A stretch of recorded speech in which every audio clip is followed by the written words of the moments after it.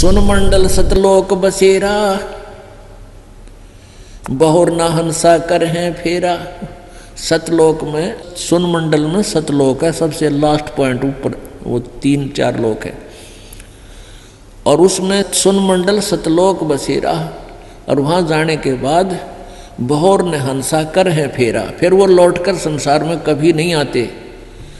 गीता जी अध्याय नंबर 15 के श्लोक नंबर 1 से 4 में जो आपने पढ़ा, तत्वदर्शी संत की पहचान बताई, और फिर कहा कि उसके पश्चात उस परम पद की खोज करनी चाहिए, जब जाने के बाद प्राणी फिर लौट कर संसार में नहीं आते। और जिस परमेश्वर ने सारे ब्रह्मांडों की रचना की है वही पूजा के योग्य है, नथिंग एल्स। तो यहाँ उस सच्चिदानंद घन की वाणी में ये स्पष्ट है, सुन मंडल सतलोक बसेरा।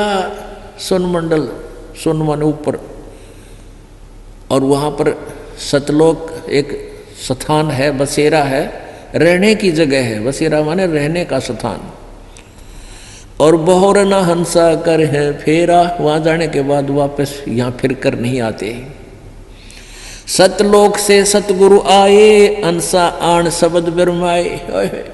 सतलोक से वो सतगुरु यानी परम पिता परमात्मा सतगुरु रूप बनाकर आए, ज्ञान देने के लिए स्वयं आए, और अपनी प्यारी आत्माओं को यथार्थ ज्ञान से परिपूर्ण किया। बंदी छोड़ कबीर गोसाई, दरवे नूर झलमिल जाई। अदली आद कबीर प्यारे, जिन हंसा भवजल आण उबारे। लख 84 बंधन तोड़े, अनुरागी से चश्मा जोड़े। शब्द विहंगम सैन उदासी, सुन मंडल रहते अविनाशी। वो परमात्मा ऊपर सुन मंडल में रहता है। यही तो यथार्थ जो परमात्मा कबीर जी का ज्ञान बता रहा है, वही हमारे वेद बता रहे हैं। और बीच में जो अड़ंगा हमारे भर दिया, भगवान निराकार है, ये है वो है, ये सारा बकवाद में रखी थी इन्होंने, जिनकी दंत कथा थी, लोक वेद था। शब्द विहंगम सैन उदासी, सुन मंडल रहते अविनाशी। सूली ऊपर सेज लखाई, कहो गुरुदेव कौन विद जाई। तख्त हजूरी चाकर लाए, सतगुरु सत के दाग दगाए। सपत अंड पर धाम हमारा, जहां ओहंग सोहंग नहीं पसारा। जहां ब्रह्मा विष्णु वेद न बाणी, शेष महेश गणेश न जानी। जहाँ राम रहीम करीम ना कोई, अलय अलेख इसम नहीं दोई। खुद खुदाई जहाँ ना भाई, तहाँ कहो किसकी ठकुराई। नो अवतार जहाँ नहीं कोई, शब्द अतीत रहे निर्मोही। कृत्रिम ख्याल सबक नहीं बाजी, वेद पुराण ना पंडित काजी। धर अंबर नहीं पावक पानी, अगम अगोचर अकत कहानी। जहाँ जीवन सीवन सुरत न नरता, ज्ञानी गुणी मूड अनुसरता। बेगमपुरा ब्रह्मगत आदू, जहाँ दास गरीब विराजे साधु। अब इसमें क्या बताया है कि ये कच्छ भेग कहाँ बांडी, नाना प्रकार के वेशभूषा बना कर घर त्याग कर चले जाते हैं, और फिर दुनिया को भ्रमित करते हैं, उनको यथार्थ ज्ञान। उन्होंने ऐसी साधनाएं की, परमात्मा मिले नहीं, आखिर में निराकार की थ्योरी बनाकर समाज में पेश कर दी, जबकि वो साकार है, सब भगवान साकार है, शरीर है, मनुष्य सदृश है। अब कहने का भाव ये कहता कि सर्व धर्मान परित्यज माम, मेरे सतर की सब पूजाएं मुझे छोड़ दे, उसकी शरण में जा। व्रत माने जाना होता है, आना नहीं होता। तो फिर मैं तुझे सब पापों से मुक्त कर दूंगा, तुझे मैं अपना बंधुआ मजदूर नहीं रखूंगा, मेरा अकाउंट कर दे पूरा। तो इसका हिसाब मैं परमात्मा करवा देगा, और फिर हम आगे चलेंगे। फिर क्या होगा कि जैसे सतनाम में 2 अक्षर के मंत्र हैं, अब 2 अक्षर का दूसरा जो मंत्र है, इस सतनाम का प्रथम मंत्र, हम इसको त्रिकुटी पर अकाउंट होगा इसका हमारा। और जो पहले मंत्र आपको 7 मंत्र दे रखे हैं, ये इसलिए दिए जाते हैं कि क्योंकि आप बहुत युगों से यहाँ अपना कति कंडम हो लिए, इस युग में आए हो, इन संतों के पास जीवन व्यर्थ कर लिया, आपके पाप इतने जबरदस्त हो गए। कई भक्त तो नाम लेते हैं क्योंकि एकदम विश्वास नहीं होता, ज्ञान वो सुन नहीं पाते। अगर पक्का विश्वास करके कि कबीर इज गॉड, और आप आ जाओ नाम ले लो, सब त्याग दो, मर्यादा सब पुरानी पूजाएं, गारंटी देता ये दास है कति कैंसर का बाप हो तुरंत ठीक हो जाएगा।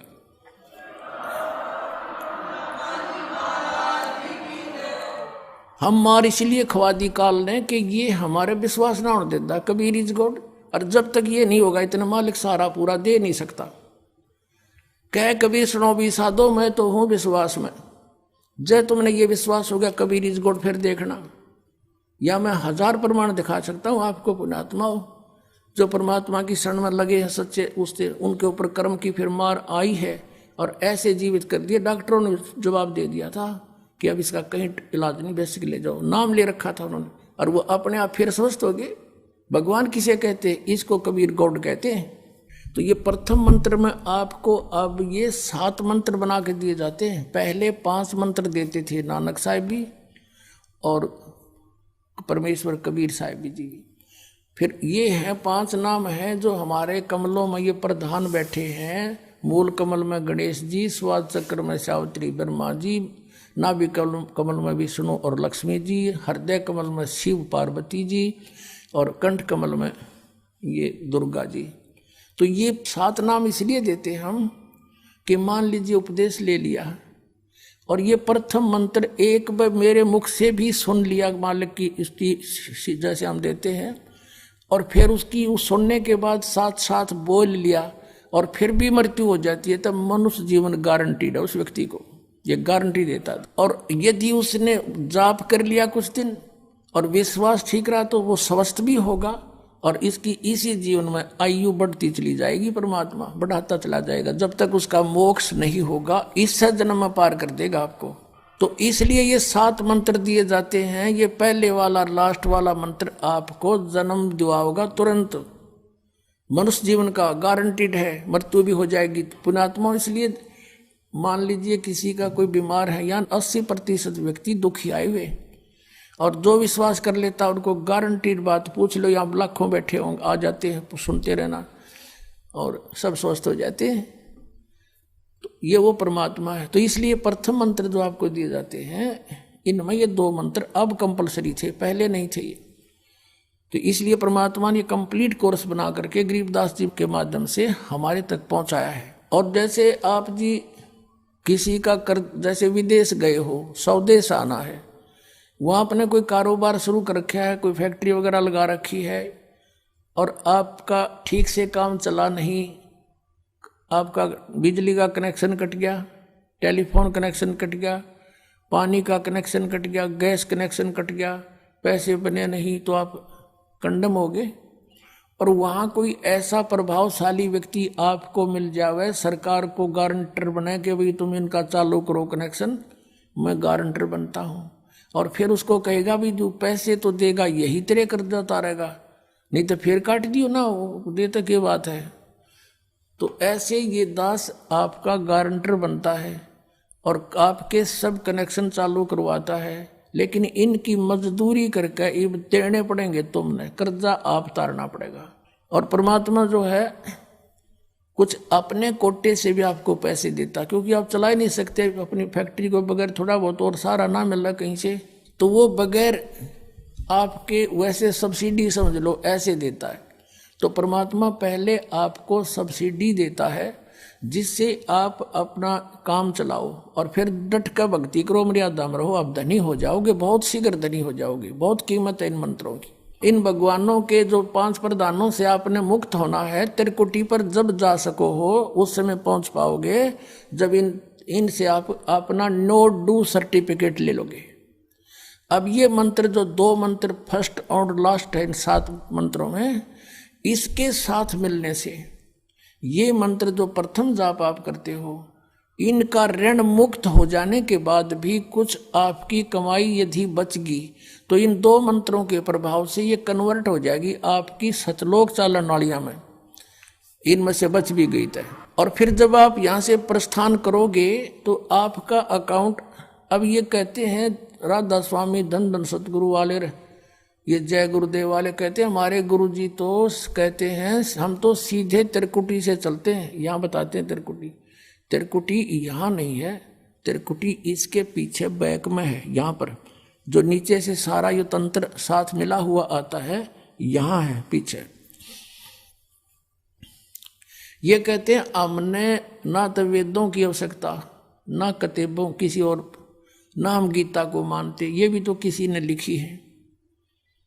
और हम तो सीधे त्रिकुटी से प्रारंभ करते हैं अपना रास्ता, त्रिकुटी से, उसका किसी ने नहीं पता। ये सारे ऋषि महर्षि त्रिकुटी माथा मारा करते और उन्हें खक नहीं पाया आज तक। त्रिकुटी से तो बहुत आगे जाना हमने, और त्रिकुटी पर जाना कोई बालकों का खेल है, कोई बरवाले का बस स्टैंड है, चाहे पैदल पहुंच जाओ चाहे रिक्शा में बैठ कर पहुंच जाओ। त्रिकुटी इज द इंटरनेशनल एयरपोर्ट, त्रिकुटी अंतर्राष्ट्रीय हवाई अड्डा जानो। और वहां वही व्यक्ति जाता, सैर सपट्टे तो कोई धक्के खाए जाओड़ा, क्या फायदा होगा, उसने देख भी और राजा उल्टा, क्या फायदा उसका। वहां पर केवल वही व्यक्ति जाता है जो पहले टारगेट बना चुका होता है, और उस जिस देश में जाना है उसका पासपोर्ट और यहाँ की सरकार से नो ड्यू सर्टिफिकेट, और तब वो उस इंटरनेशनल एयरपोर्ट पर जाकर कुछ लाभ उठा सकता है। तो वहां से फिर आगे कैसे जाएंगे, उस त्रिकुटी पर पहुंचने के लिए तो सारा झंझट है, उस पर जाए पाचा फिर आप पे काम बन गया। तो त्रिकुटी पर जाने से पहले हमने इन भगवानों से नो ड्यू सर्टिफिकेट लेने पड़ेंगे।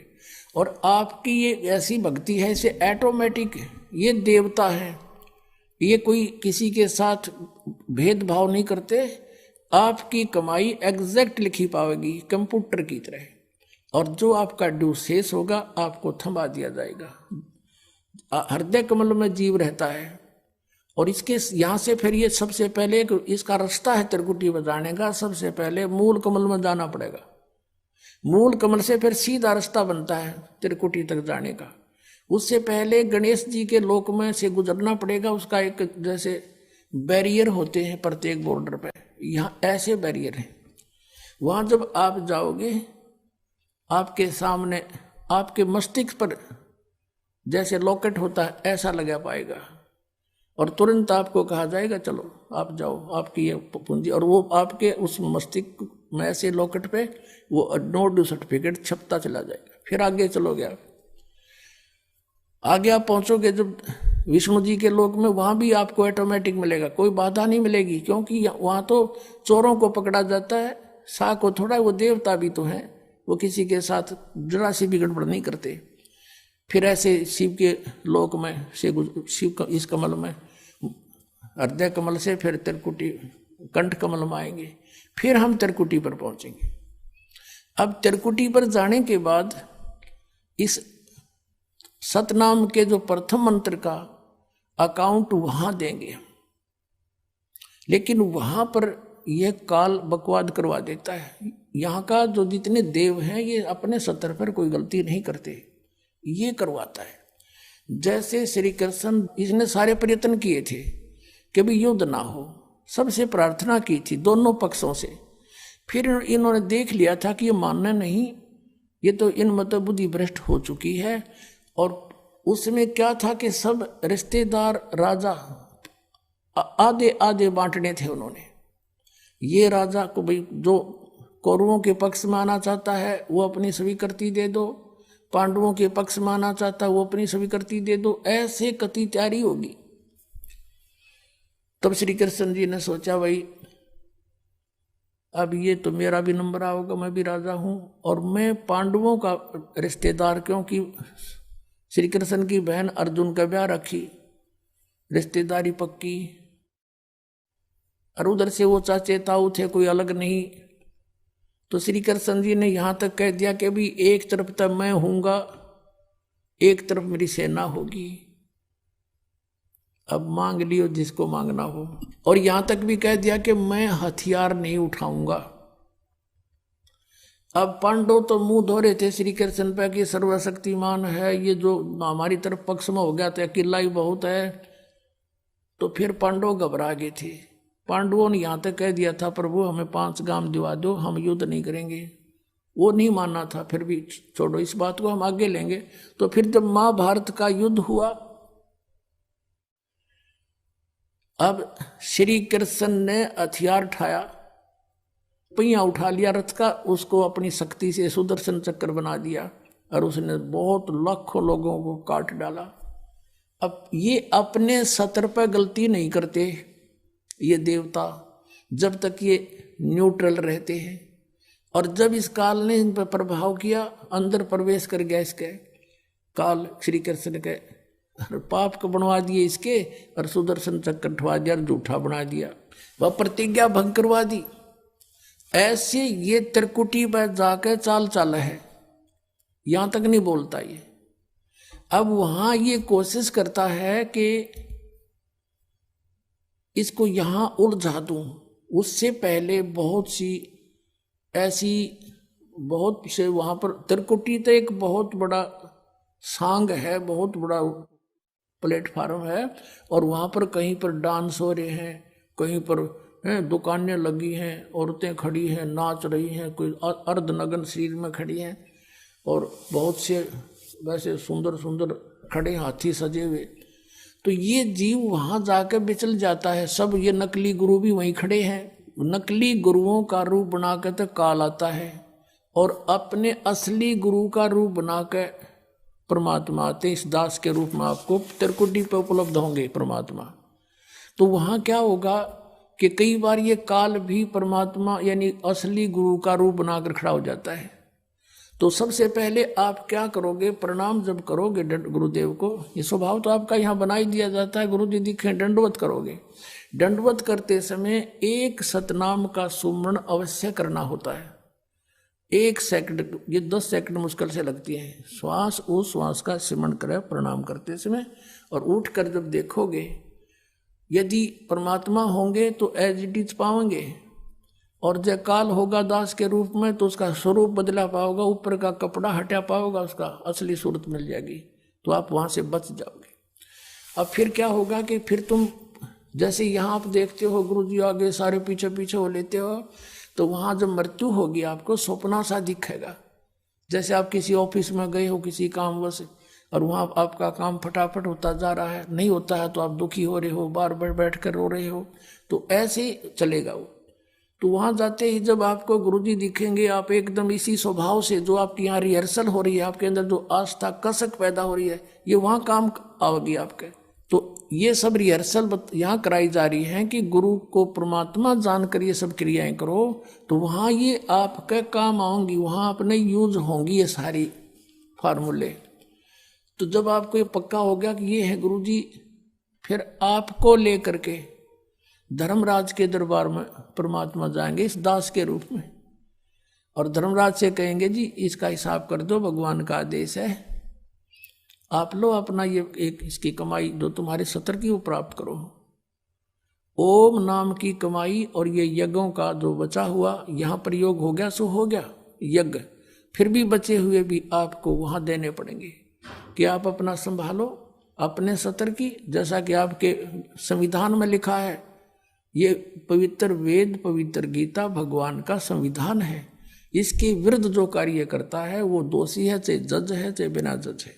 तो यहाँ का न्यायाधीश बहुत समझदार है, उसने वो सब समझता है। परमात्मा याद दिलाता है 18वें अध्याय के 66वें श्लोक में लिखा है, सर्वधर्मान परित्यज्य माम एकम शरणं व्रज।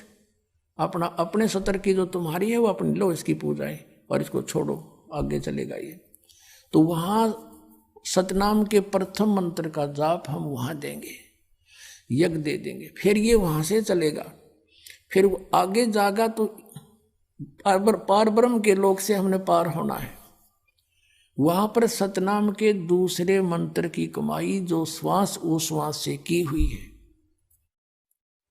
ये उसके दरबार में जाकर अक्षर पुरुष यानी परब्रह्म के लोक में जाकर के उसको देंगे, वो आगे जाने अलाउड कर देगा, उसके 7 संग ब्रह्मांडों से पार होना में सहयोग देगा, वहां से वो वहां तक जाने का उस टैक्स के बदले में।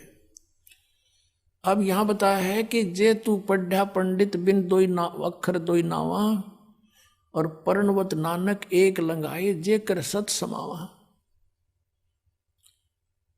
अब ये 2 अक्षर का नाम जो सतनाम है, ये हमें भंवर गुफा तक पहुंचा देगा। भंवर गुफा है, जैसे अभी तक हमने 10 द्वार सुने थे, तो यहाँ परमात्मा ने गरीबदास साहिब जी के माध्यम से कहा है कि 12 मद मैल मठ बोरे बहुर ना दे धरे रे। वो तो बर में द्वार को पार करके है वो मठ, वो स्थान, वो ठोड़ ठिकाना। फिर जहां जाने के बाद बहुर ना दे धरे रे, फिर दोबारा जन्म कभी। दास एक बार सत्संग कर रहा था मनोरपुर गांव में, और उनका जो पिताजी था वो था तो अच्छी आत्मा का, लेकिन वो ये ज्ञान नहीं था बेचारा किसी को भी।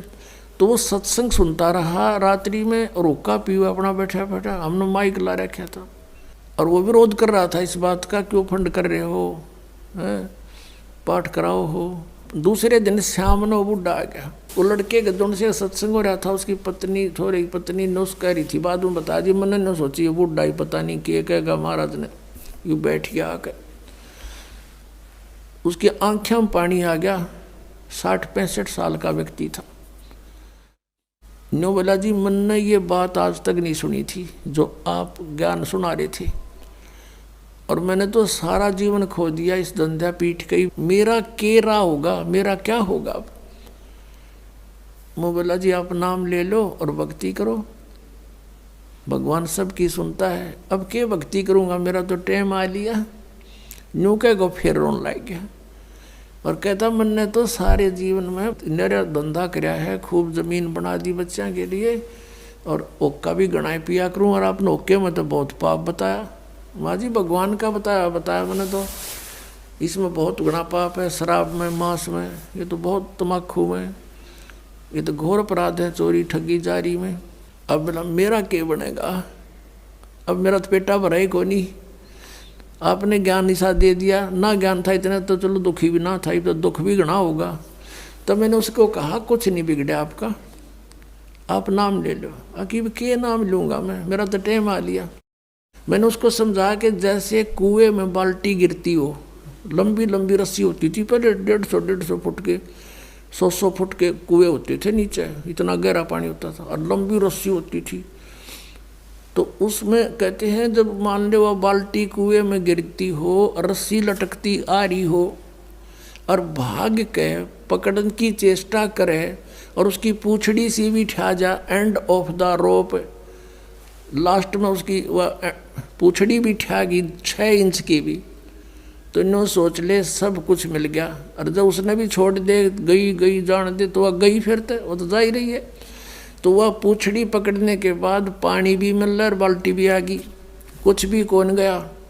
आप नाम लो, भक्ति कर, आपकी तो पूंछड़ी सी रह रही है। और इस जीवन में भक्ति पार हो जाओगे, जीवन तय थोड़ा ही भला जब सत सुमरण हो, और लाख वर्ष का जीवना कोई लेखे धरे नहीं कोई। ये सत्कर मानना, जो बालक है वो तेने सोचे को नहीं मरा, ईसा स्मरण करें, थोड़ा करें, घना करें, फिर भी वो लाइन पकड़े हुए हैं, मर्यादा में है। और बुढ़ा आदमी तेने सोचा बेरा नहीं कदटे कट जा, दिन रात अपना भक्ति में ध्यान रखेगा, तो वह बात उसका करड़ी समझ में आएगी। और मैं बोला बात सुन ले, जब नियम में रहेगा, जितनी आयु चाहिएगा उतनी दे देगा परमात्मा। यो कबीर भगवान है, ये आयु बढ़ा देता भगवान की। तो जो बोला जी फिर तो नाम दे दो। मैं बोला हुक्का नहीं पीऊंगा, आज जब फोड़ दूंगा इस हुक्के ने। उसी दिन तो परित्याग कर दिया और भक्ति करी। 10 साल और जिया वो बुढ़ा, 75 साल की उम्र में आराम तो मृत्यु होगी।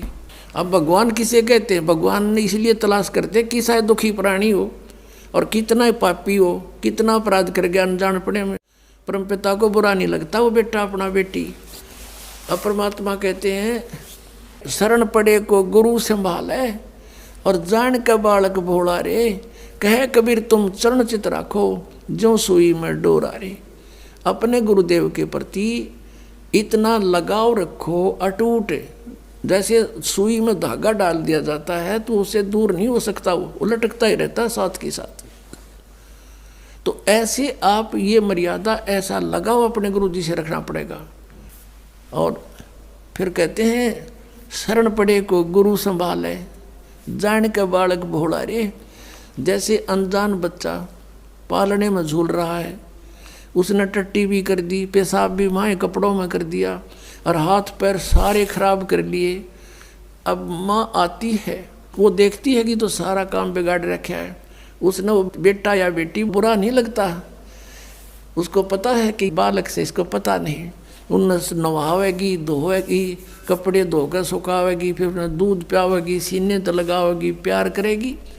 तो ऐसे ही परमात्मा को जानो तुम, सतकर मानना ये कबीर हमारा भगवान है, ये परम पूज्य परमात्मा कबीर देव ये हमारे पिता हैं, ये हमारी माता है, यही हमारा सच्चा साथी है। तुमेव माता च पिता तुमेव बंधु च सखा तुमेव विद्या च द्रविण तुमेव सर्व मम देव देव, ये वो परमात्मा है। अब इस परमात्मा को आप आज इसे दिखाई दो, जैसा मानो वो बालक टट्टी पेशाब करके पालने में पड़ा है, आपको पता है ये ज्ञान को ना, इसलिए ये बुराई कर गए, इतना पाप इकट्ठा कर लिया, अब ये सारे सने पड़े हैं अड़ंगे में, ये कर्मों से पापों से। कोई ओका पाड़ा है, कोई दारू पीवा है, कोई ताश खेला है, कोई और रिश्वतखोरी कर रहा अपना जीवन कर्म बिगाड़ दिए। तो उस परमात्मा ने बुरे नहीं लगते, वो नो दो मांझ का आपको फिर अपने सीने से लगाने योग्य कर लेगा इस सत्संग रूपी जल में दो के। ये दास बताओगा आपको, इस पृथ्वी पर इस दास के अतिरिक्त इस खजाने का धनी कोई नहीं है, ये सत्कर मान लेना। अब यहाँ दास ने ये धनी शब्द गलत बोल दिया, ये दास तो नौकर है, धनी तो कबीर परमात्मा है। उस परमेश्वर ने अपने नौकर को ये खजाने की चाबी दे दी, खोल और बांट दे अपने बहन भाइयों में।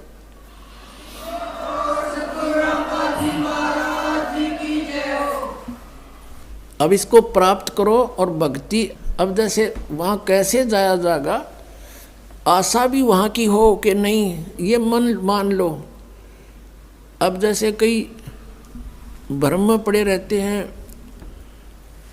कि भाई क्या पता वहाँ पर कुछ है भी कि नहीं, किसी ने बताया नहीं।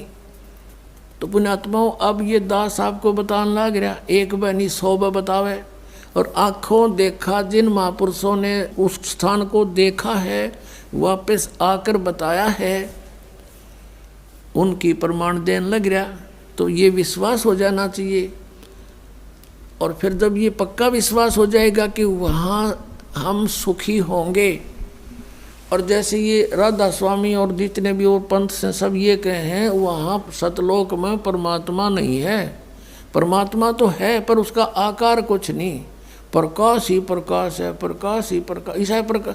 जब वहाँ भगवान है दी से, यहाँ पर हामी से, वहाँ पर अनाथ हुआ अनाथ, यहाँ पर फिर वहाँ क्या करेंगे, कहते हैं वहाँ अमर पद में जाकर आत्मा अमर आनंद लेती है और जल में मिलकर जल का रूप हो जाती है। फिर टट्टू आनंद लिया जब डूबी का मृगी जाते ही वह आनंद क्या लेंगे, वो कहाँ लेंगे, कैसे लेंगे आनंद वो। अब ऐसा आनंद है जैसे यहाँ कोई आदमी दुखी हो रहा हो कोई कोर्ड से कष्ट से, तो घर वाले भी नो क्या करे भगवान यू मर जा तो सुखी हो जा, वो मरे पाछा हो गया सुखी, फिर गधा बन गया, बता के सुख होया उसने। तो ऐसी थ्योरी इन पंथों वाले की हैं जो भगवान को निराकार प्रकाश प्रकाश बता रहे हैं और उसमें डूब के मरने की सलाह दे रहे हैं। तो क्या रुचि बनेगी वहाँ जाने की, बन सके किसी की, वो बनावटी बातें हैं ये। वो झुंड के झुंड इकट्ठे हो रहे हैं क्योंकि आत्मा भगवान बना रह नहीं सकती, वो इसलिए सोच रही है शायद ये कह रहे सच्ची ये बात होंगी, पर वहाँ जान की नीत किसी की कोई ना, और साधन नहीं वहाँ पर जाने के। तो ये साधन हैं, ये मंत्र हैं, ये सब प्रमाणित हैं, शब्द सदग्रंथों में लिखे हुए हैं, शास्त्र अनुकूल साधना है। और जिन महापुरुषों ने भगवान की भक्ति करी उन्होंने भी यही मंत्र जाप किए। तो आपको भक्ति भक्ति करना शेष रह गया, ये अग्रम मग्रम खत्म होगी, शंका खत्म होगी आपकी। और जब तक शंका समाप्त नहीं होती हम भक्ति कर ही नहीं सकते। तो इस प्रकार वहाँ की कति पक्की आशा ला लो, यहाँ तो मृत्यु होगी, दोबारा जन्म हो गया तो वह बिरन माटी फिर शुरू, विवाह हो गया, रोजी रोटी की चिंता ना बनी तक, कोई बालक मर गया कोई बच गया, और फिर बुढ़ापा, फिर मृत्यु, फिर पशु पक्षियों की योनियों में धक्के खाने पड़ेंगे। तो इस तरह सारा प्लस माइनस करके और फाइनल फैसला कर ले प्राणी, ये भगवान यहाँ जन्म ना दियो, चाहे हमने तो राष्ट्रपति बनाता हुआ हमने इसकी जरूरत है। इंद्र दाराज कागदा बेष्टा ना भोगा इंद्राणी नू, ऐसी आस्था बन जाए। इंद्र का राज भी काग का भी ईंट, यहाँ किसी भी पद पोस्ट की इच्छा मत करना।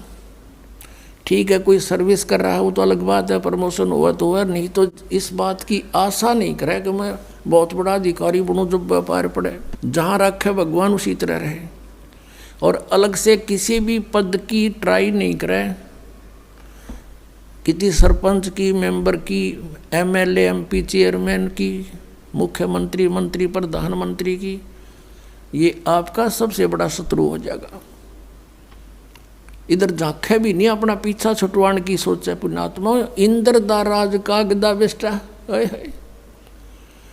हम तो यहाँ एक छोटे मोटे क्षेत्र में कोई मंत्री, प्रधानमंत्री बन के सोचा पता नहीं के बन गए, और अपने ही पुण्य नाश करने। परमात्मा के स्वर्ग को जो सबसे उत्तम मानते थे, स्वर्ग को, उस स्वर्ग का राजा, वो राज की पदवी भी हमारे लिए तो उस सतलोक के सुख की तुलना में काग की बीट है।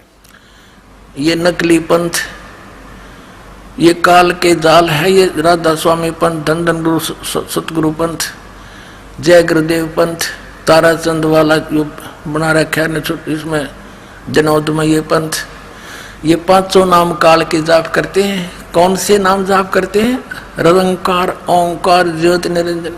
अरे तरह के जो भैया, अब देखो परमात्मा ने कहा था, मोती मुक्ता दर्शत नाही, ये जग है सब अंदरे, दिखत के तो नैन चश्म, इनका फेरा मोतिया बंदरे।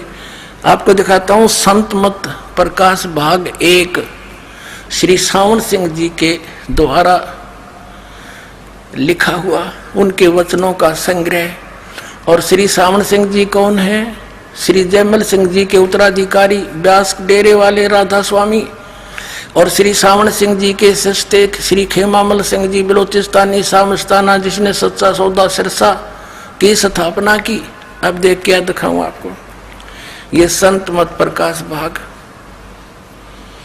ये है श्री सावन सिंह जी, और ये है संत मत प्रकाश भाग 1, राधा स्वामी व्यास। ये कहाँ से प्रकाशित है? प्रकाशक है Jagdish Chandra Sethi, secretary, Radha Swami Satsang Beas, Dera Baba Jaimal Singh, Punjab. Printed in India by Janata offset and packaging limited. अब देखना, कहते हैं ना एक हल्दी की गांठ लेकर पंसारी बन जाते हैं, तो ये राधा स्वामी पंथ वाले हल्दी की गांठ लेकर पंसारी बन गए। और वह भी समझ में आई क्या है। एक परमात्मा की एक वाणी, कबीर परमेश्वर की वाणी है, करने नो दीदार मैल में प्यारा है। और उसके अंदर पुण्यात्माओं 5 नाम, वो 5 नाम वो भी लिख रखे हैं जो आपको दास देता है, और जो सब संतों ने, सब ग्रंथों ने उसका प्रमाण किया कि ये है वो 5 नाम। ये हमारी प्राइमरी पढ़ाई है, प्राइमरी की फर्स्ट एड है यह। और इससे आगे चलता है फिर सतनाम 2 अक्षर का, और फिर सार नाम, इससे भिन्न आदि नाम। ये देखना इस संत मत प्रकाश भाग में, ये है प्रश्न नंबर 15 पे, ये वाणी देखना। करने नो दीदार मैल में प्यारा है, करने नो दीदार मैल में प्यारा है। अब कौन से महल में है? वो तो सतलोक वाले महल में है। ये कहीं पिंड में है, पिंड में तो काल तक की सृष्टि का ज्ञान है। अब देखो, काम क्रोध मद लोभ विसारो, शील संतोष क्षमा सत तारो, मद मांस मिथ्या तुझ डारो, हो ज्ञान घोड़े असवार भरम से न्यारा है। 2 नेति बस्ती पाओ, आसन पदन जुगत से लाओ, कुंभ कर रेचक करवाओ, पहले मूल सुधार कार जो सारा है। देखो, मूल कमल, दल चतुर बखानो, और ये किलियंग, ये किलियम है। परमात्मा ने जानबूझ के ऐसे शब्द बोले थे ताकि ये उलझे रहे, ये अज्ञानी इनका समझ में ना आवे। ये शब्द है 5 वो लिखिए। किलियंग जाप लाल रंग मानो, देव गणेश तारो पोथानो, रिद्धि सिद्धि चंवर ढुलारा है। फिर है स्वाद चक्र सटदल विस्तारो, ब्रह्म सावित्री रूप निहारो, ब्रह्मा और सावित्री का।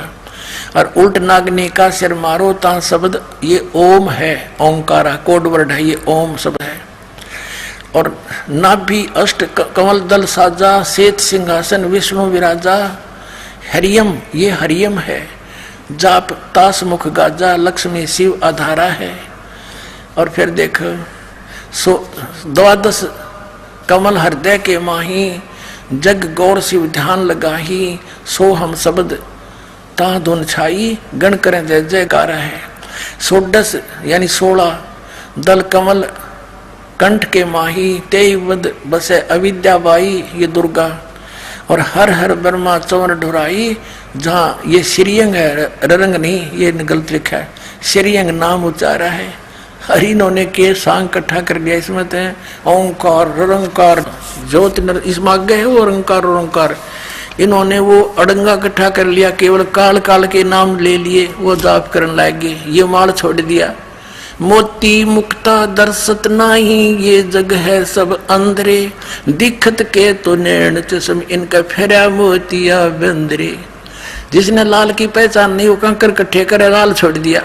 और फिर आगे दिखाते हैं, इस साउंड सिंह ने इसका किस अड़ंगा अनुवाद कर रखा है, देखो। अब हम इसको ज्यादा ना समय लेकर के, क्योंकि सत्संग का समय बहुत हो गया है, हम अपने मतलब की बात करेंगे।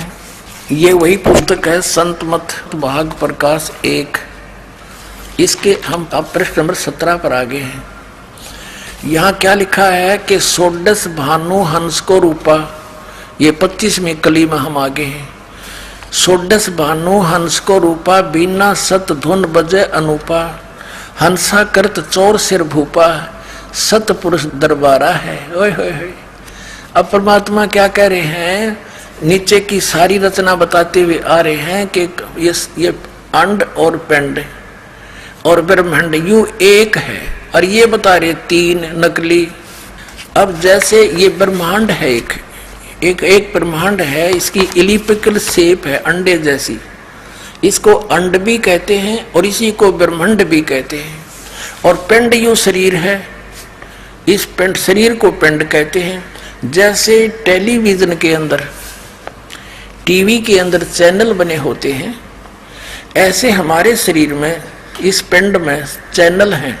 अभी बताया परमात्मा ने, मूल कमल में गणेश जी, सबसे नीचे रीढ़ की हड्डी जहां एंड होती है गुदा के पास, बैकबोन, उससे 2 उंगल ऊपर अंदर की ओर शरीर की साइड में एक 4 पंखड़ी का कमल है, आंतड़ी सी है निशान से, जैसे कमल के पत्ते की निशान से आकर ऐसी। और वहां गणेश जी का निवास है, यानी वो चैनल है गणेश जी का। गणेश जी का लोक तो अपने ऊपर है, उससे यहाँ वो दृष्टिगोचर होता है। जैसे टीवी का प्रोग्राम तो कहीं और चल रहा है और हम अपनी टीवी का चैनल ऑन करके उसका वहां का चल रहा प्रोग्राम देख सकते हैं। और उसको ऑन करने का कौन सा रिमोट का नंबर है, जाप है, जो दास आपको देता है। और फिर उसके बाद वो स्वाद चक्र है, स्वाद चक्र, उससे 2 उंगल ऊपर वो 6 पंखड़ी का है। और उसके ऑन करने का कौन से रिमोट, कौन सा चैनल नंबर है, वो आपको दास देता है, मंत्र है। अब प्रत्येक मंत्र का जिस टारगेट से हम उद्देश्य से उसको ऑन करेंगे, उसी का काम करेगा, वो सुरत से काम करता है। अच्छा, आगे फिर उससे ऊपर नाभिक चक्र है, नाभिक कमल, उसमें 8 पंखड़ी है। और उनके अंदर इस लक्ष्मी और विष्णु जी का चैनल, वहां से जो हो रहा प्रोग्राम वो इसमें देखा जा सकता हमारे शरीर में। और इसका ऑन करने का मंत्र कौन सा है, जो आपको दिया जाता है, दास देता है। और फिर हृदय कमल में शंकर और पार्वती का कमल है, वो 12 पंखड़ी का है। उसके ऑन करने का अभी आपको बता दिया था, सारे डिक्लेयर नहीं करूंगा। और फिर कंठ कमल में दुर्गा का है, 16 पंखड़ियों का कमल है, उसका मंत्र भी आपको दिया जाता है। इन 5 मंत्र ये हैं, वो 5 प्रधानों के जो गुरु ग्रंथ साहिब में संकेत है, क्लियर नहीं है वहां पर, लेकिन गरीबदास जी के द्वारा वो क्लियर करा दिया परमात्मा ने।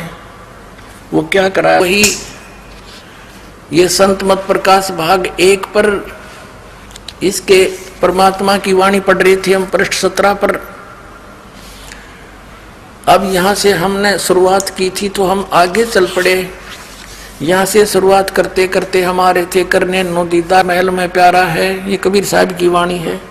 ये मंत्र सारे हम आपको बता चुके हैं। फिर आगे त्रिवेणी के संत समाओ, चंद सूर्य का घर लाओ, सुषमन से ती ध्यान लगाओ, ये श्वास के सिमरण की ओर संकेत है। अब ये सारा कुछ परमात्मा ने बता दिया। घंटा शंख सुनो द्वंदोई, सेंस कमल दल जगमग होई, तामद करता नरखो सोई बंगनाल 10 पारा है। सतनाम सुन भागे सारे, वो 2 अक्षर का मंत्र सुन के डाकनी साकनी बहु के लकारे जम कर धर्मदूत अंकारे। सतनाम सुन भागे सारे, जब सतगुरु नाम उचारा है। सतनाम जो सतगुरु से मिला हुआ सच्चा नाम जब उच्चारण किया सारे भाग्य। अब आगे चलो, हम अपने मतलब की बात देखेंगे इसमें। अब हम यहाँ आ जाते हैं आगे, इसने सारा कुछ बता दिया आगे क्या क्या है।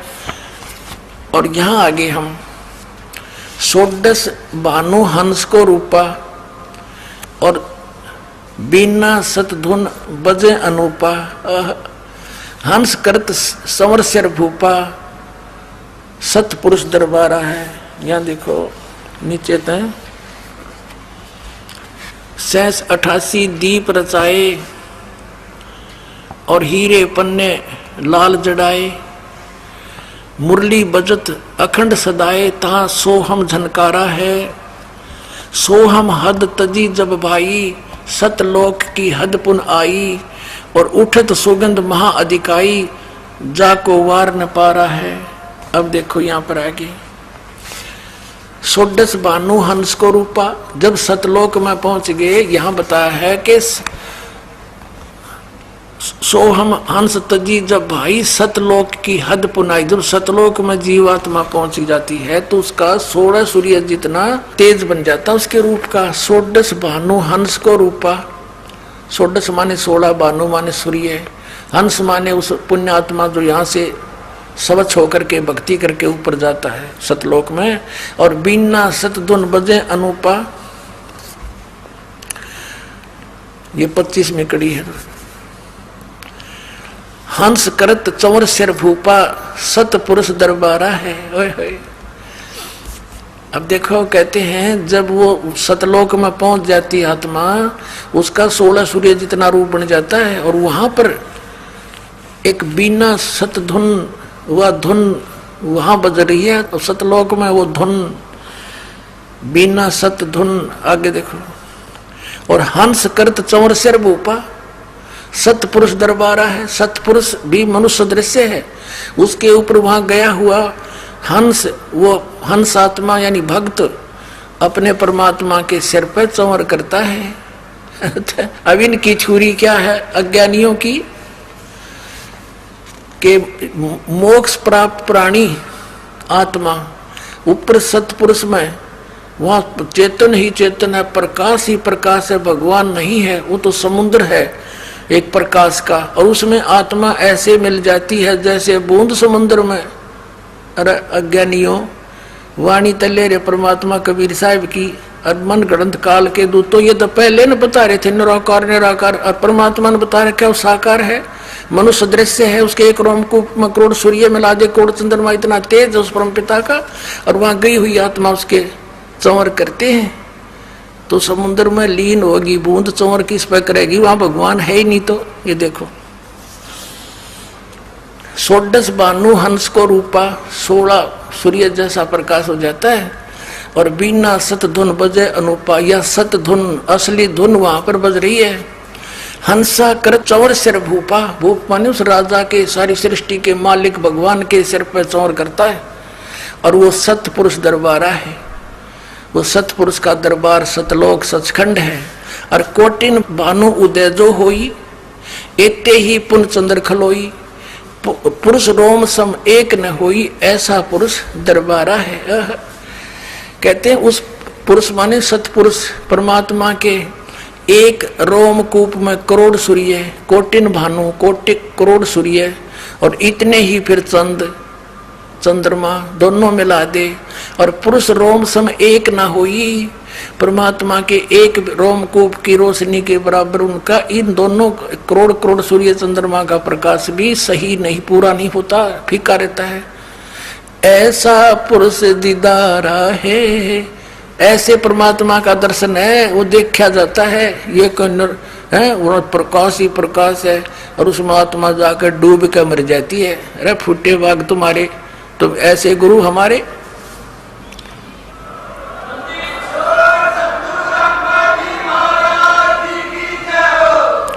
अब देखो इब सतपुरुष से आगे की बातें बताई हैं। आगे अलख लोक है, उस तो आगे उसकी अरब सूर्य जितनी एक रोमकूप की शोभा है। फिर आगे अलख लोक है, अलख लोक है, फिर अगम लोक, फिर अकय लोक है। ये सब बता करके फिर क्या बताया है कि काया भेद किया निर्वारा, ये सब रचना पिंड मझारा। परमात्मा क्या बताना चाहते हैं शब्द के माध्यम से, जो ये समझ नहीं सके इनके गुरु लोग। इसमें ये बताया कि ये जो मैंने बताया ये सतलोक के अंदर है, लेकिन इस माया ने, इस दुर्गा ने काल के आदेश से उस सतलोक की झूठी रचना इस पिंड के अंदर कर रखी है, इस ब्रह्मांड में बना रखी है। और इस वह पिंड में दिखा है तुमने, यह सारी काल की रचना जो काल ने नकली बना रखी वह इस पिंड में दिखा है। हमारा लोक तो इस तो बाहर है। आगे देखो, काया भेद किया निर्वारा, ये सब रचना पिंड मुझारा। पिंड मानियो शरीर, माया अवगत जाल पसारा, सो कारीगर भारा है। आदि माया दुर्गा ने आदि माया किन्नी चतुराई, और झूठी बाजी पिंड दिखाई। अवगत रचना रची अंडमाही, उस अवगत की ऊपर के लोग जिसकी गति कोई नहीं जानता, उस सतलोक सत अगमलोक अखमलोक अकलोक की रचना रची अंडमाही। इस ब्रह्मांड कहो चाहे अंड कहो, और ता का प्रतिबिंब डारा है। ओहो, आदि माया की नी चतुराई, झूठी बाजी पिंड दिखाई। परमात्मा कहते जो मैंने अभी तक तुम्हारे शरीर के में बताया है, शरीर में ऐसी ऐसी वस्तुएं बना रखी इस काल ने, और ये है तो वो ओरिजिनल तो सतलोक में, इसने झूठी बना दी इस ब्रह्मांड में। इस ब्रह्मांड से आपका जो से चैनल बना दिए, इसमें इस शरीर के जो चैनल हैं ये केवल आपके इस ब्रह्मांड तक की वस्तुओं को ही दृष्टिगोचर करवा रहे हैं। इससे बाहर सतलोक की इसमें कुछ भी देखने की नहीं है, ना वह धुन है जो वास्तविक धुन सतलोक में है देखना। आदि माया की नी चतुराई, झूठी बाजी पिंड दिखाई, और अविगत रचना रची अंडमाही। इस अवगत उस परमात्मा के ऊपर के लोकों की रचना इस अंड ब्रह्मांड में रच दी, और उस सच्ची रचना का प्रतिबिंब यानी नकल यहाँ पर डाल दी। प्रतिबिंब डाला है, ओनली नकल बनाई है। और फिर क्या निर्णय करते हैं, शब्द विहंगम चाल हमारी, कहे कबीर सतगुरु देई तारी। शब्द विहंगम चाल हमारी, जैसे पक्षी उड़कर चला जाता है, तुम्हारी इस यहाँ की जो साधनाएं तुम करते हो, इस शरीर के अंदर खसम खसा रहते हो, इसमें नहीं, हम तो ऐसे जाएंगे जैसे पक्षी उड़कर चला जाता। शब्द विहंगम, विहंगम माने पक्षी, उस हमारे नाम की शक्ति से चाल हमारी, कहे कबीर सतगुरु दी तारी। हमारे सतगुरु ने ये चाबी दे दी जिससे सारा ज्ञान खुल गया, और खुले कपाट शब्द जनकारी। ओहो, अंड पिंड, पिंड अंड के पार सो देश हमारा है। ये कति क्लियर कंसेप्ट कर दिया कि जो तुम शरीर के अंदर देखो हो, ये काया भेद किया निर्वारा। तुम्हारी काया में ये सांग जोड़ रखा है इस झूठी बाजी का। सो और ये सब रचना पिंड में जा रहा, इस पिंड कहो चाहे शरीर कहो, यानी ये पिंड है, ये शरीर टीवी है, ये ब्रह्मांड है, इसको अंड भी कहते हैं, इसको ब्रह्मांड भी इसी को कहते हैं, क्योंकि इसकी इलिप्टिकल शेप है, अंड आकार है, और यू है एक ब्रह्मांड। उसके अंदर पूरे उस परमात्मा की सारी रचना इस ब्रह्मांड में रच दी उसने, उसका प्रतिबिंब इसमें है। तुम इसमें जख मार रहे हो, इसमें तो है नहीं। अंड और पिंड के पार सो देश हमारा है।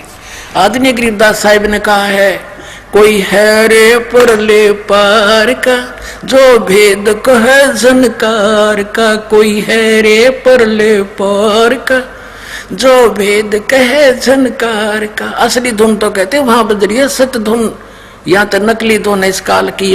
आंख बांध कर कान बंद करके बहरे हो गए। ये तो अंड और पिंड के पार सो देश हमारा है। जो इसमें धुन सुना वह सब काल की धुन है। बोलो सतगुरुदेव।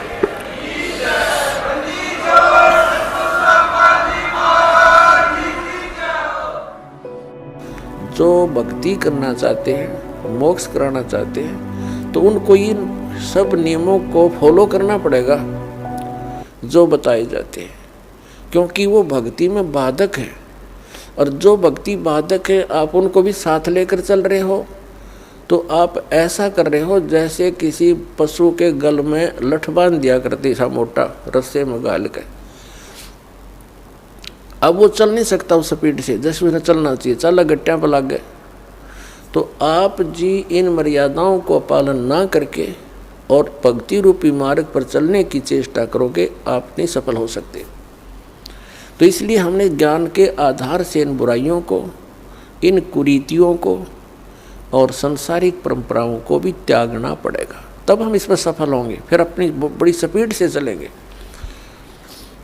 जैसे मकान बना लिया, ठीक है, आजकल परमात्मा ने दया कर रखी है, बढ़िया सुविधा आपको प्राप्त है, मकान बना लो, जैसा आवश्यक हो उतना ही, केवल उसी के लिए कि बढ़िया कोठी बनाऊं, लोगों का प्रशंसक बन जाऊं, ये हमारी अपनी सोच होती है, अध्यात्म मार्ग नहीं है।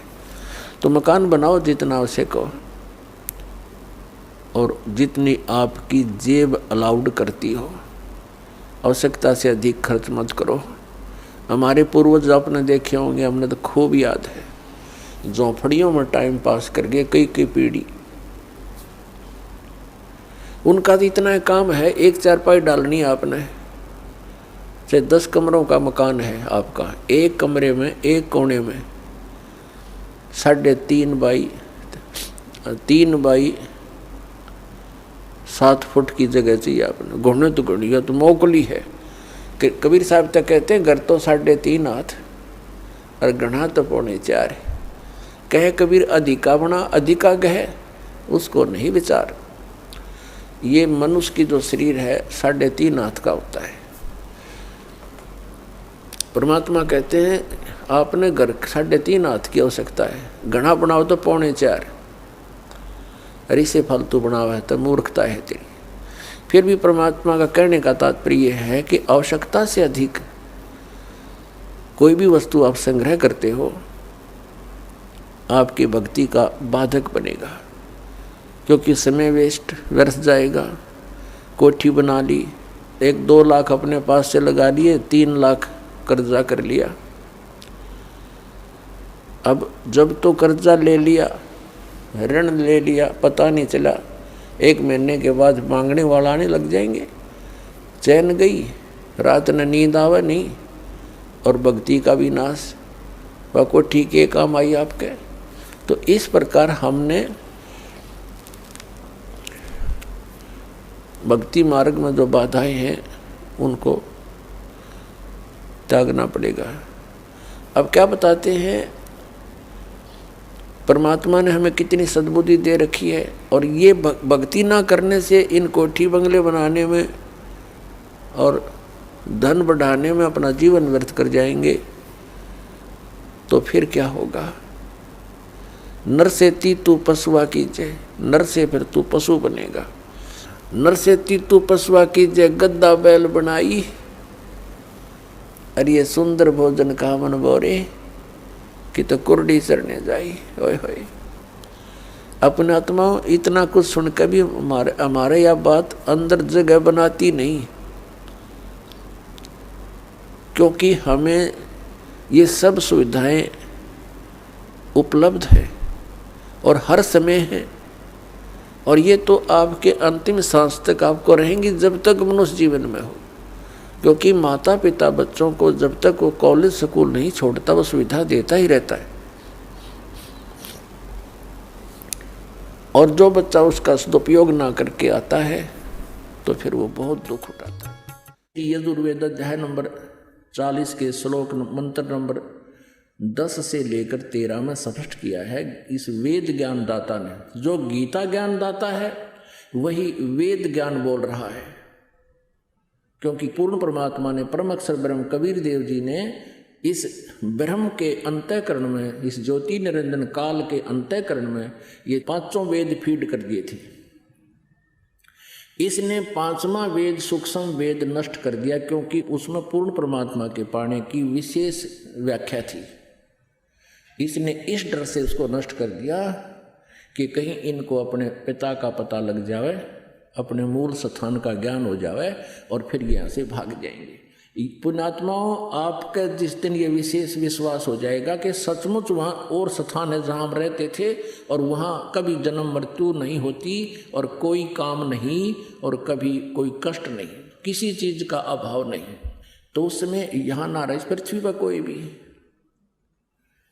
एक भक्त कहने लगा, जी यदि सभी सतलोक की भक्ति कर लेंगे परमात्मा की और सभी सतलोक चले गए सारे, तो पृथ्वी पर कौन रहेगा?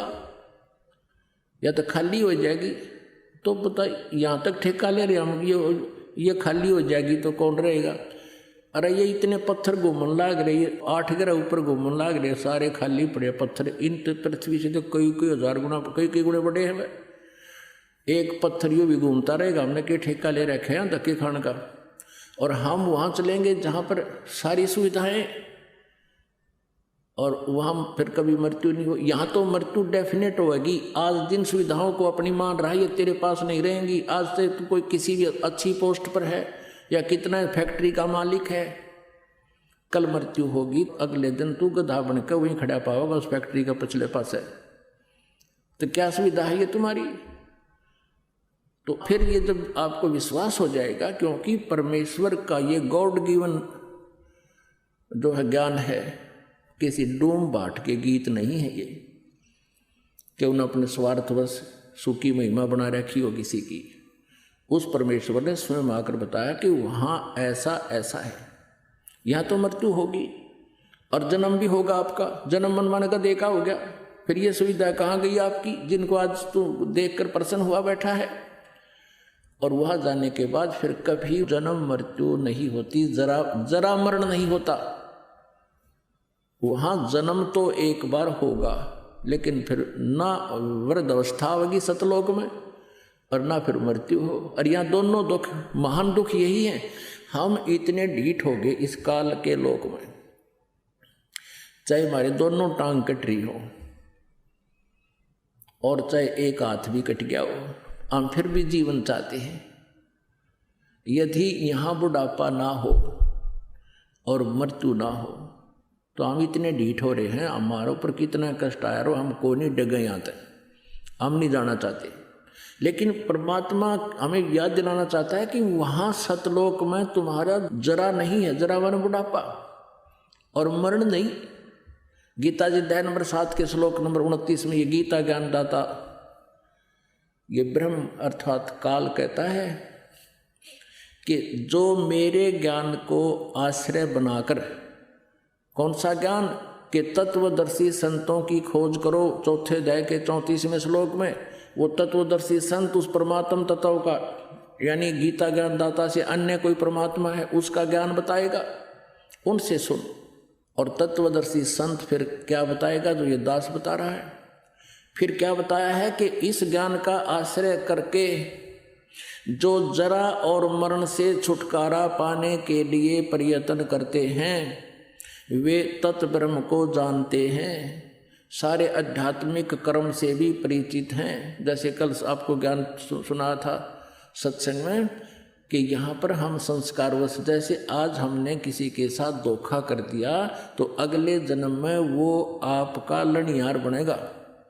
जैसे वो बेटा बनकर आ गया छोटा भाई, जिसको उन पति पत्नी ने यानी भाभी और भाई ने विष से मरवा दिया था, अगले जन्म में पुत्र बनकर आ गया और आधी संपत्ति को उपचार पर नष्ट करवा दिया और मृत्यु को प्राप्त हो गया और वो जो है उनका वंश भी नष्ट हो गया। और आगे कष्ट क्या हुआ होगा उसका तो कहना ही क्या।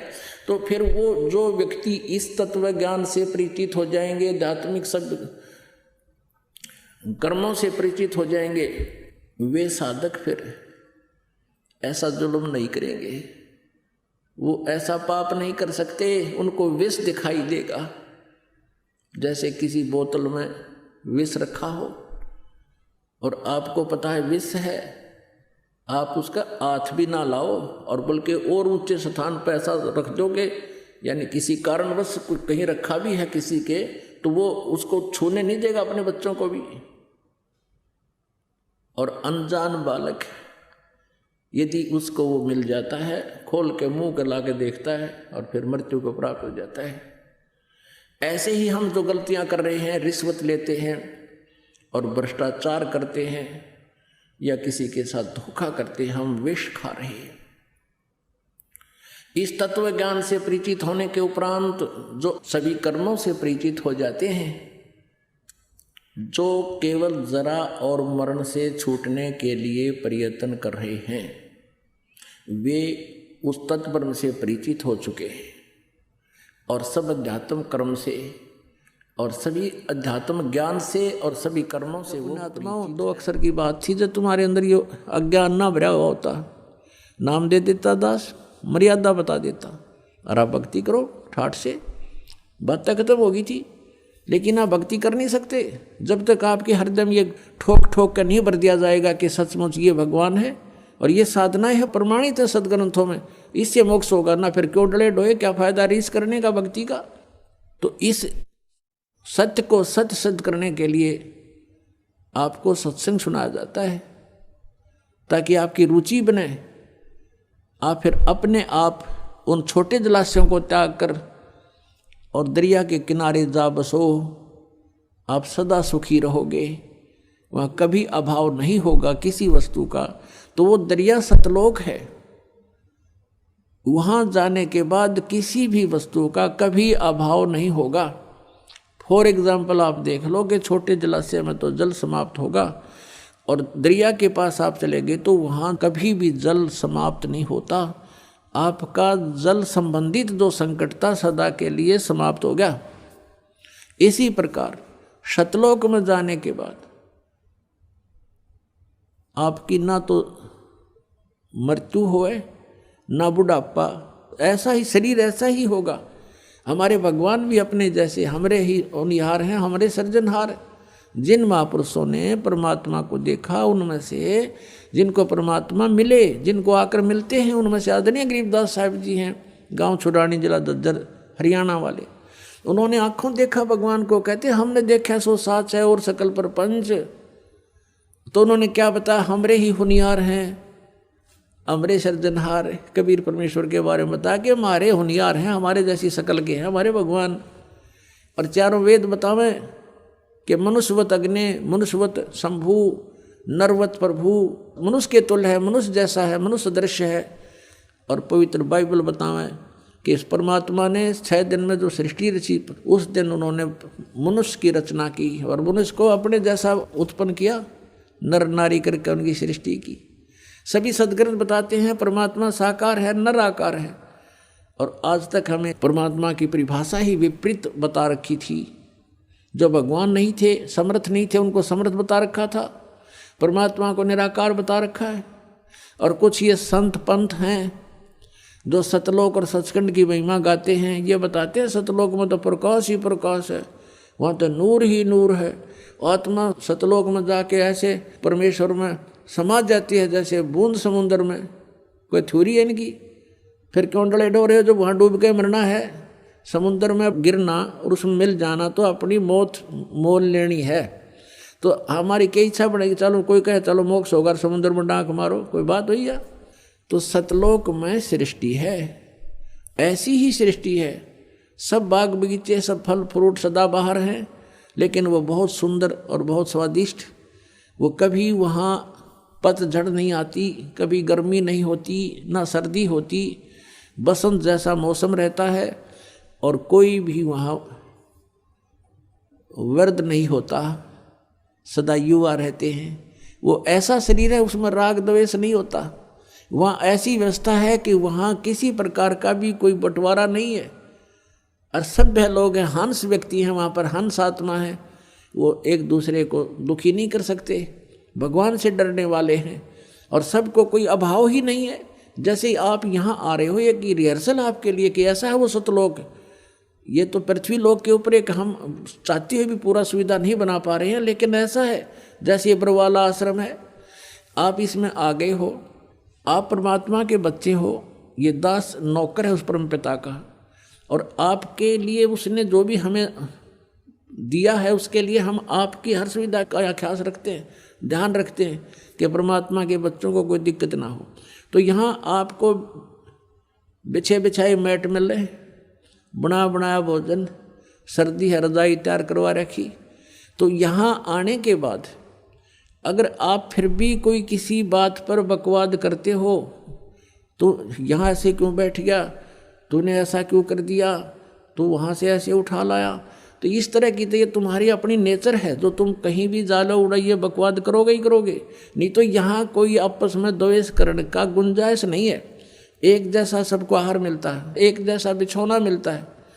और फिर भी कोई कहता है वो फिर बकवाद अपनी है। मान ले आप अपना बेड लगा रखे है, आपका बिस्तर है, और किसी का अनजान अपने में पैर भी टिक गया, तो एक तन्यों कहे प्राण मर ले है, तने क्या कर दिया, एक नो कहे भाई ध्यान से ध्यान करियो, देख थोड़े गंदे पैर थे, मेरा कप खराब हो गया, और वो भी नो कह दी गलती होगी।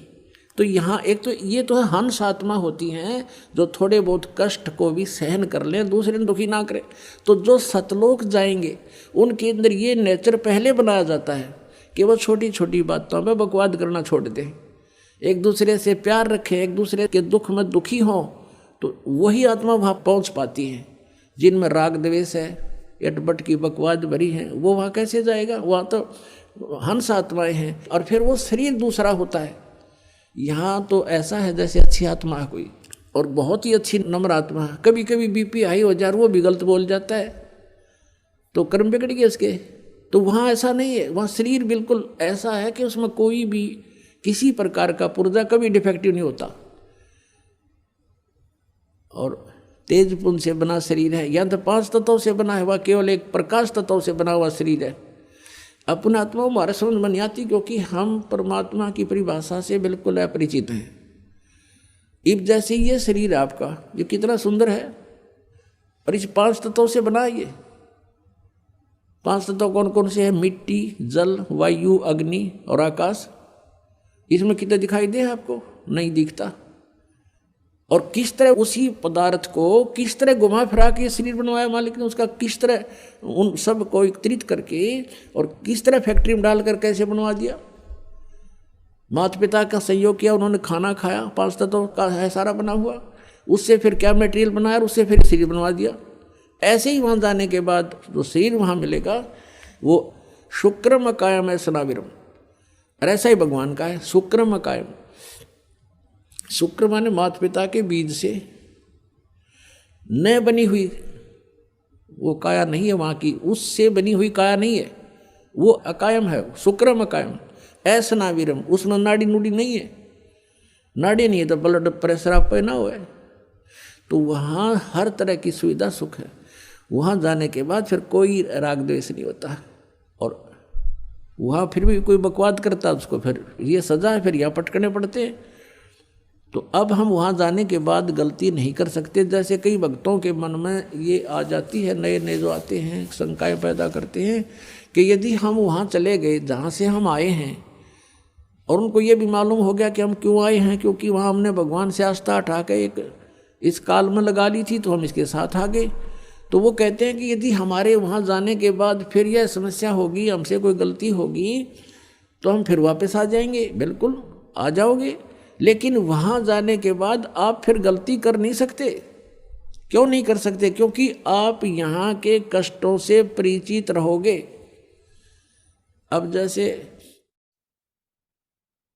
कोई व्यक्ति जा रहा है कि रास्ते में, और आगे उसने देखा कि उस रास्ते में तो बहुत भयंकर गड्ढे हैं, जंगल है, वन है, और वहाँ चोर उचक्के लोग रहते हैं, सभ्य व्यक्ति नहीं हैं, और किसी कारण से गलती से उस रास्ते कभी चला गया, उसने वो भी कष्ट उठाने पड़े, वो गड्ढों में से भी गाड़ी निकाली, आगे चोर उचक्के मिल गए, उनको पीटा भी, उनका धन भी लूट लिया, सभ्य व्यवहार भी नहीं किया।